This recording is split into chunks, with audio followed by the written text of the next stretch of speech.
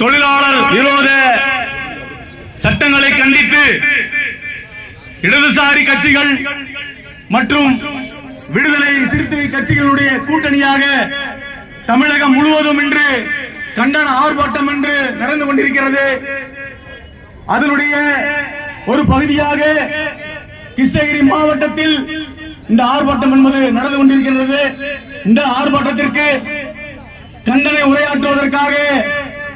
வந்திருக்கின்ற இந்திய கம்யூனிஸ்ட் கட்சியினுடைய தளி சட்டமன்ற உறுப்பினரும் மத்திய குழு உறுப்பினருமான தோழர் ராமச்சந்திரன் அவர்களே, மார்க்சிஸ்ட் கம்யூனிஸ்ட் கட்சியினுடைய மாநில குழு உறுப்பினர் தோழர் சாமி நடராஜன் அவர்களே, விடுதலை சிறுத்தைகள் கட்சியினுடைய தலைமை நிலைய செயலாளர் தோழர் தகடூர் மா தமிழ்ச்செல்வன் அவர்களே, மார்க்சிஸ்ட் லெனினிஸ்ட் கட்சியினுடைய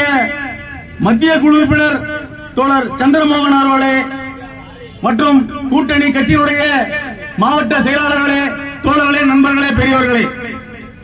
மத்திய பாஜக அரசு 44 சட்டங்களாக இருந்ததை சுருக்கி வெட்டி சுருக்கி 29 சட்டங்களாக்கி பின்பு அந்த 29 சட்டங்களையும் 4 சட்டங்களாக தொகுப்பு சட்டங்களாக இன்னைக்கு ஆக்கியிருக்கு.